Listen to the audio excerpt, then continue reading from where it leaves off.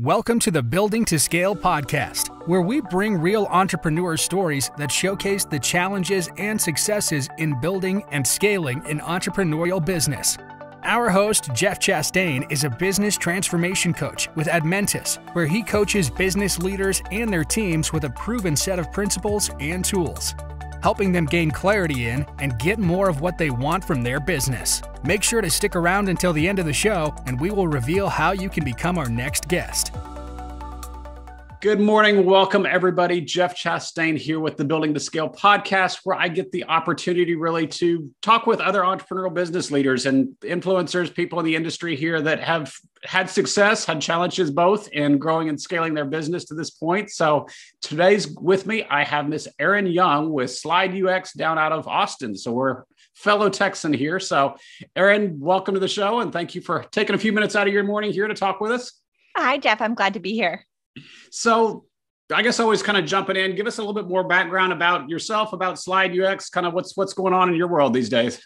Absolutely. So we're a user experience design consultancy, which basically means that we help product leaders create experiences that are easier for people to use. And we've all been in the position of trying to use something that was difficult to use. I think we face that more often than not. So there's some job security there. And I really kind of come from a long time of doing this type of thing. You know, I was an information architect. I was a web producer. And I became fascinated with the relationship between improving an experience and seeing it perform better. And so I really wanted to create a job for myself in the beginning that was targeting clients who wanted to do that and to work that way. And that has evolved into what is now a team of 18 user experience designers and researchers. Yeah, it's a fun field. My previous life was technology as well, but I was always doing on the back end development kind of a thing there. So a lot of the infrastructure, a lot of the servers, and yeah, anytime anybody ever asked about user experience or doing the graphic design or anything, it's like, yeah, you need somebody else. That's not me. You don't want me developing that, because it is so many times you look at software and it's like, oh, that's really what software is to the most end users is the front end. They don't care about what happens on the back end as long as it works. They care about what they're seeing on their screen. And yeah, it makes such a tremendous difference of the fact that it's easy to work with, the fact that it's easy to flow, things like that. So it's a very important aspect of the software side for sure. Yeah, you know, it's funny because we had a client talk to us this week about one of his goals for his project, and he presented it in a way that was interesting perspective, and I really related to. He said, look, we're all working so hard on this. We really want other people to perceive our hard work, and we need a better interface for that to be possible. And he viewed an improved user interface as a morale booster for his team, which is so true. But I'd never heard anybody phrase it that way. So for somebody like you working on the back end, you know, you really want it to look good to the people who have to use it. Otherwise, your work just kind of falls flat. So yeah, UX can be a moralizing effect. Yeah, no, for sure. Because nobody wants to use a clunky piece of software it's hard to navigate, hard to find things through. And we all run into them every day kind of a thing with as much technology as we're dependent upon these days. We sure do.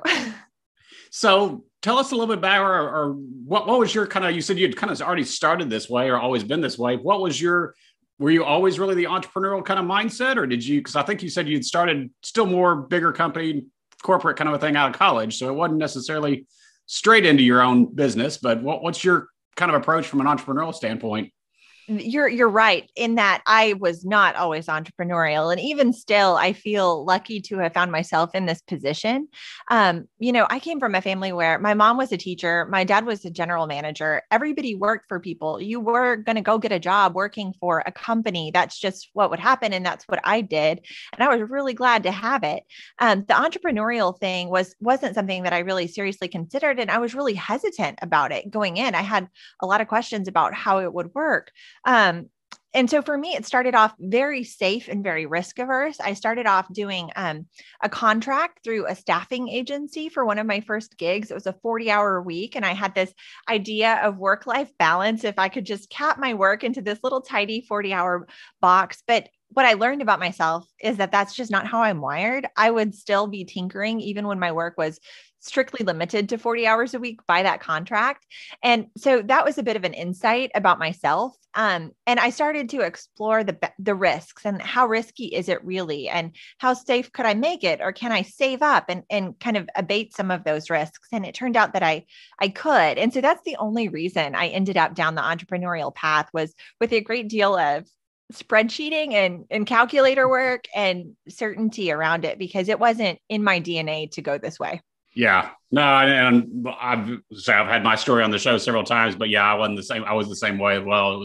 In my case, it was actually more forced at that point. It was a hard transition out of corporate, but even still, I went the contract route, the consulting route at that point through another placement agency. So it kind of, like you said, it softened it a little bit there, but I figured out pretty quick on my side that I just wasn't wired for corporate. It was not enjoying the politics and not enjoying the lack of control and the lack of direction and everything like that. So yeah, it's interesting too, because we're a service organization and we consult. And not only are there the benefits of independence and entrepreneurship that I get to enjoy, but even working as a consultant for a corporation, you get a different response. You've probably seen this before, that a consultant can say something that the in-house team might have said before. And for some reason, because they're paying extra money for that advice, it can carry extra weight. So that was a really unexpected aspect for me of being an outside consultant, is sometimes being taken seriously for things that if I had said them as an in-house employee, I might not have been taken as seriously for. Yeah, no, definitely. And it's, if nothing else, and I see it myself from the coaching side, it's that outside perspective that we haven't thought things through that way, or we don't think about things that way. And you get that outside voice that maybe we should try that, even if it's still right in line kind of a thing there. It's just something you hadn't necessarily considered. And probably you're seeing that more of that yourself as a business owner now. You kind of get these blinders on, this tunnel vision that, okay, this is the direction we're going. And it's helpful to have somebody kind of question that on occasion, just to make sure you're still on the right path. Right. Yeah, absolutely. And sometimes you've got to hear the same idea multiple times for it to really seep in. And I feel guilty when I hear a suggestion for the second or third time from the second or third person. And finally I decide, oh yeah, let's do that. I feel bad for the first couple of people that made the suggestion who I might have dismissed, but they were planting a seed that just took a while to grow, Yeah, no, definitely. So I'm curious what that transition was like then, from going from, obviously you're running on your own consulting kind of company right there, into being more business owner at this point. Because having been through that myself and seen that before, that's a definite adjustment there. Yeah. There was a period of time several years back where it seemed like everybody I talked to, every corner I turned, somebody was recommending the book, The E-Myth. You might be familiar with it. Yep. And, the writing style on it is something. It's an unusually written book, in my opinion, but the concepts there of how to transition from being the craftsman technician towards being the business owner were something that I really was able to understand. You create definition for how things should be done, and you delegate it in, chunks basically that make sense to other people, and you kind of grow gradually that way. And that's the approach that we've taken with our company, is to figure out what the standards are, to figure out what the units of work are, and to take some of the guesswork out of it so that it's easier to explain expectations to the people who are being asked to do that work. And also, it has the benefit of being easier to explain. You can consistently explain those concepts to the people to whom you're selling the work. Yeah. No, and it really is. It's the more you can sit there and build processes, build chunks and stuff around it, like you're talking about there, the easier it is at that point to start handing things off. Because that's a lot of times when you're dealing with people and say, okay, we got to do processes, we got to build things together. It's still so much in the owner's head and not in a digestible format, something like that they can really deal with at that point. So it makes that transition. And I think that's really one of the impediments to delegation, is that people can't. It's like, why would I want to spend 2-3 hours sitting here training you to do something that takes me 15 minutes? And they don't look at the longer term picture of it, just because it's so difficult right there to get it out of their own head. Right. Yeah. And for me, one of my struggles, and I still struggle with this to this day, is figuring out which tasks are worth that investment and which tasks are ad hoc enough that they're not worth that investment. Sometimes it can be hard to see the patterns in things that you actually are doing consistently that do eat up a little bit of time on a regular basis and could be shared with somebody else. Especially if you're not doing them in a consistent way each time, you may be doing them differently. So they get categorized in your head as slightly different tasks, but really if you take the time to break it down, it could be made into something delegatable. That's hard work. That's the challenge. And I think that's true for entrepreneurs, but it's also true for leaders inside of organizations at any level. You've got to start figuring that piece out. And it's a continual struggle. It really is. And it's one where I like that you brought that up, because I typically will work with leaders at all levels to say almost quarterly, if not even monthly kind of a thing, make a time log of, okay, what are you spending your time on? Because stuff tends to creep up, even though you say, okay, I've got it slimmed down, I've got everything handed off. Next quarter, stuff's creep back into that kind of a thing there. So it's really taking a hard look at, okay, what am I spending my time on? And is this the best thing for me to be spending my time on? Or is this something I should be offloading to somebody else? Absolutely. That was a theme for us. We've been focused on that theme this past week and talking to, we serve product leaders, and a lot of these folks are just really smart, well-rounded, capable people who are interested in a lot of things, and they can do pretty much anything they put their mind to.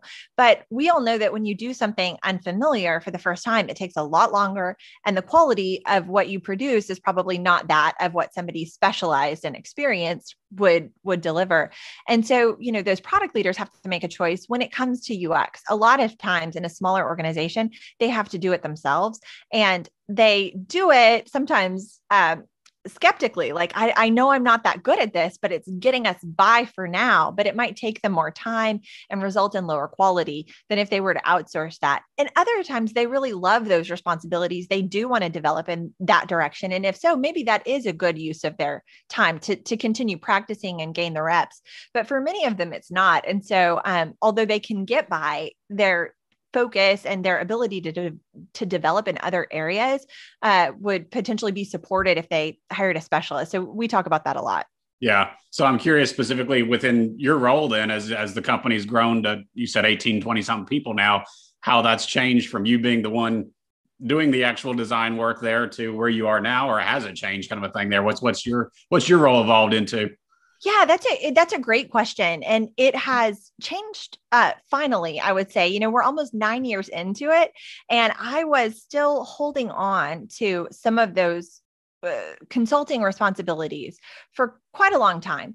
And I do less of it now than ever before. And we find that there's a direct relationship between other people getting what they need from us as leaders and me not being the person doing the client work. Imagine that. I found that my final the stuff that I hung on to there at the end were some of the longer relationships, some of the more challenging accounts for whatever reason. Maybe it was complex history of decisions that we'd made together, and really feeling like it was hard to get somebody else indoctrinated into that history. So we started to really talk about that as a goal for our company. We're going to look for ways to make this happen. The thing with history is that it gets longer, the longer you do it. And the longer I continue to work on those client accounts, the longer my history with them became. So the problem was only getting worse with me hanging on to it. I guess at the end, we found some good inflection points with other things happening, like as they would have a staffing change on their side, that was a good opportunity to change our point of contact on our account. And then also just simplifying expectations and, making sure to pass adequate information from me to my successor and to remain available to help answer questions here and there about things that might relate to the history of that account. Those techniques allowed us to finally get there in what I think was a pretty seamless way. Yeah, well, it's definitely a transition. You don't look at it and say, hey, here's the process, here's the account, go run with it kind of a thing there, because that's definitely asking for challenges. But at the same time, I'd say it's a challenge to sit there and really, depending upon the person you're turning it over to, really kind of wean yourself out of that, where either you're not inserting yourself or they're not depending upon you too much, either way.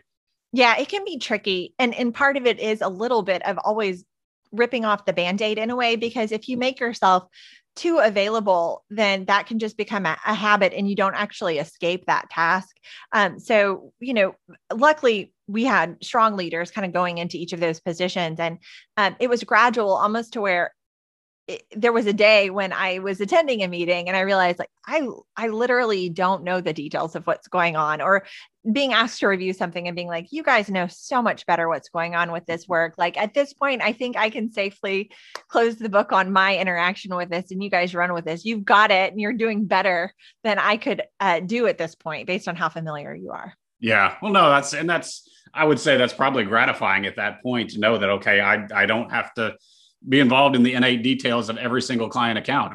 Absolutely. And they get better service. Like, the team has the availability to give them their complete attention and the precision. And, it's just all about that they've got the available time to contribute, the available mind space, whereas mine was compromised by everything else that I was having to do. So I think everybody wins by getting to the other side of the difficult journey. Yeah, as I look at it a lot of times, because it's the entrepreneurial spirit still. It's kind of our baby, our company there that we want to make sure everything's held together with. But at the same time, when you're really looking to really grow the company or scale the company, there's just simply not enough hours in the day. And for that matter, there's not enough expertise that you've got. And it tends to be, you're almost strangling the growth of your own company at that point, trying to sit there and hold it all yourself. Absolutely. 100%. It's so true. You can become a gatekeeper on getting work and you can leave opportunity on the table. So, at the end of the day, I think that's, you nailed it. That's what it comes down to. Are you strangling the opportunity of the company by not involving others when they're totally equipped to take things on? Yeah. So I'm curious, with you being more of a creative type agency here, people a lot of times look at processes, look at documentation and say, okay, that's limiting creativity. That's locking us down to robot kind of work right here, stepping through this. How do you equate the two of saying, yes, we're creative. Yes, we want to have the creative aspects, but at the same time need processes, need stuff documented, need those systems in place? Right. There's a definite push and pull on that for sure. But I would also say that the types of things that we put process around aren't necessarily the creative elements. It's the work process that we're going to use. Like, for example, user research is an important part of user experience design. You need to understand how people perceive the thing that they're interacting with and what their expectations are of that product. So when we're conducting user research, there are a lot of things we can put clear parameters on. How many conversations are we planning to have? Who's going to recruit the participants for those conversations? What level of formality are we targeting with the report that we ultimately generate? Is this for you, our most close contact, or is this for the CEO of your Fortune 500 company? And we can define a lot of those factors, but then the work that happens inside of those boundaries is still exactly what it would be.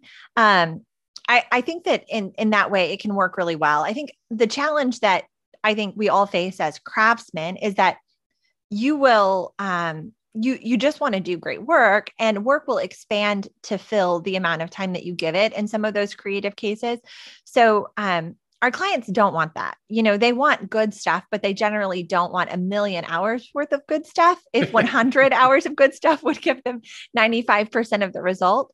And that can be a challenge because one of my primary duties here is sales, and I'm on the phone with our prospective customers all the time, and I really understand them. But the rest of the team isn't in those conversations. So I often have to represent the client concerns when it comes to time and explain that's not going to fly. Like, we have to dial this back a little bit and get to what we think is 95% of great, rather than striving to double or triple or quadruple the time spent to get to that 100% mark, because that's what this client wants. Our team's standards are often so far above our client standards that I have to remind them that the client is absolutely thrilled with what you're doing, even if you want something behind the scenes to be more perfect. Yeah, no, and I'd say that's probably kind of some of the perfectionist nature of most development, because I remember those days as well. That it's like, okay, we really don't need this thing to power the rocket to the moon when all you're trying to do is sell a storefront kind of something here. It's like, we don't need that much infrastructure. It's great that you like having fun with building those out, but we really don't need that for this project. So yeah, I identify real well with that one. And, honestly, that's one of my lessons about what managers do. You start your career and you go, the manager doesn't have any work assignments. They're sitting in meetings all the time, talking to people, but like managing that type of thing and creating standards and processes for that type of thing is really important work. It does affect everybody, both on the client side and on the service side, the fulfillment side. So now I understand what managers do. Well, it's interesting you bring that up because that's one of the things I typically working with companies on is more of a meeting cadence is, okay, how do we run meetings effectively, make sure that there's value out of them, things like that. And to me, that's really the manager is not the one down there actually creating code or creating widgets or whatever they're doing.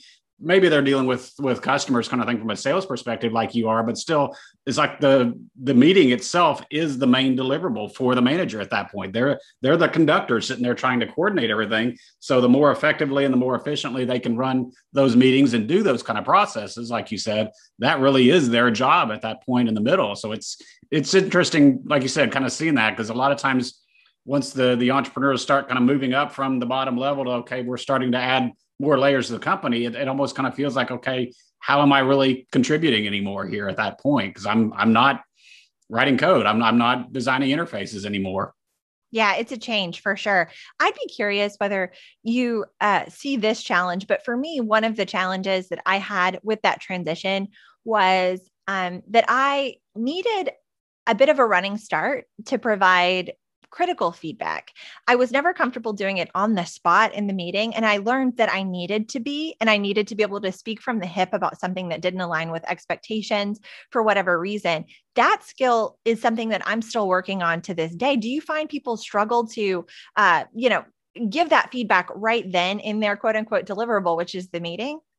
It definitely is to me. And I'd honestly have to dig into it more to kind of figure out where root cause and stuff like that is. But a lot of times I'll find it in more just the clarity aspect of, okay, again, I'm probably going way off right field here, just without knowing anything more, but it's like, okay, if we don't understand, I deal with a lot with people side. If we don't have a clear measuring stick as to, okay, what are the core values of the company that you're supposed to live up to? Or what are the metrics of your job, your performance metrics? If we've got those clearly defined, all of a sudden the conversations are a lot easier to say, okay, here's exactly where you're not meeting expectations, or vice versa. Here's where you exceeded expectations, kind of a thing. But when those are undefined, when those are nebulous, and you're sitting here trying to have discussions at that point without any real clear measuring stick to have both of you on the same page, then it makes discussions and stuff like that real difficult, because you're each operating from two different pages. So that's maybe a completely different case from what you're dealing with. But yeah, it's typically something there of having that kind of clarity as to, okay, what's going on? What's the expectations here,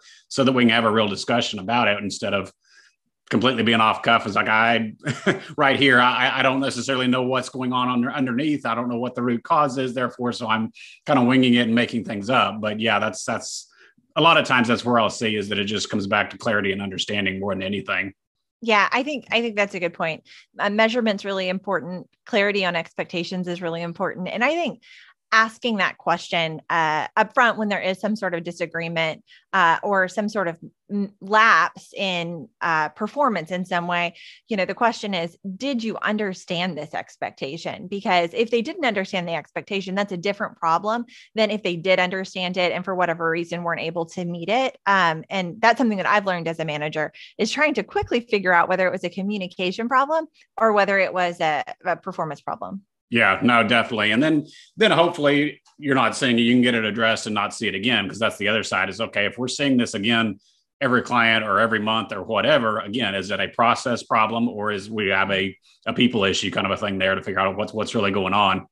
Yeah. Yeah. And it's fun, kind of going back to what do I do as a manager? Like the design of all of that, the flow charts for making decisions and processing information that's flowing through the business on a weekly basis is, it's a design problem. So it's one that it took a while to see it that way, but now that I do, it's really exciting because the development of the people on our team is much more rewarding to me than any great user interface. Like, we're making great user interfaces all day, but at the end of the day, I feel like our greatest product is really well-rounded designers. Oh yeah, no. And it's definitely that case where it's your experience at that point. It's the overall customer experience in addition to the actual product experience, things like that. So yeah, you got multiple facets right there for it, for sure. Yeah. So unfortunately, I was sitting here glancing at the clock. I can keep running on this for a long time, kind of a thing there, but I don't think anybody's going to listen to an hour-long podcast.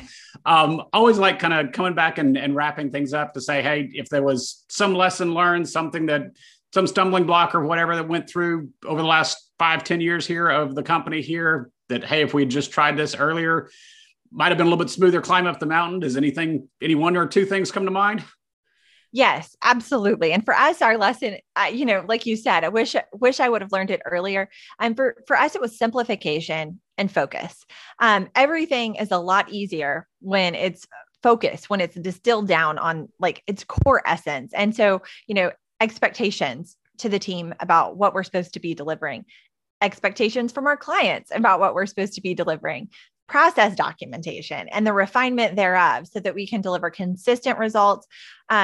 All of that, we kind of took the E-Myth concept of documenting our playbooks, but when we first did it, we documented way too many things and we combined them in way too many ways. And so when we finally had that aha moment that, about 85% of our clients needed a consistent process and we could just sell it that way and do it in a consistent way every time, everybody's jobs got easier and just light bulbs just started going off left and right for us. So that would be my advice: simplify and focus. Yeah, no, for sure. And I like the way you put that, because it's so many times we look at it, it's like every client, every engagement's unique. But the reality is, like you said, probably about 85% of them is not unique there. And the more we can, honestly, it sounds kind of bad, but the more we can turn the business into a system, into a machine that's just repeatable, standardized process, it does make everybody's life easier. And it honestly gets a better work product out the door too.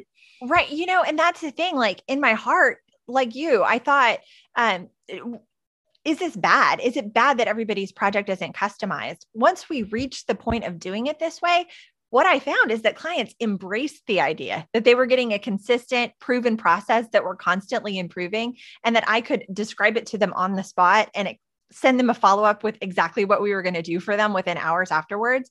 So clients actually really loved it. And that was the part of it that was most painful to me, because all of the trial and tribulation that I had incurred was based on a false premise that our clients wanted and needed and required custom project plans.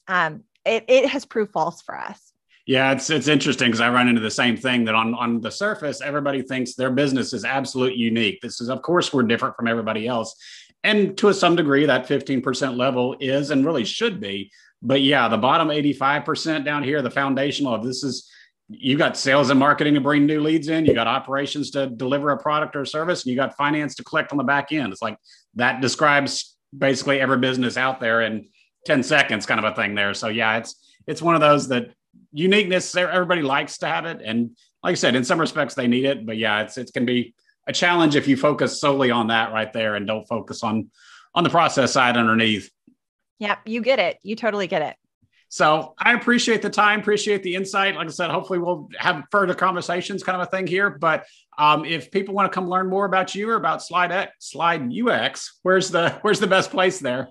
Yeah, absolutely. So you can go to slideux.com. I would encourage you to check out, we have a weekly newsletter that's full of insights related to product leadership, great user experience, a little bit of inspiration in the mix. So if you're interested in that kind of thing, definitely subscribe. We'd love to have you on our list.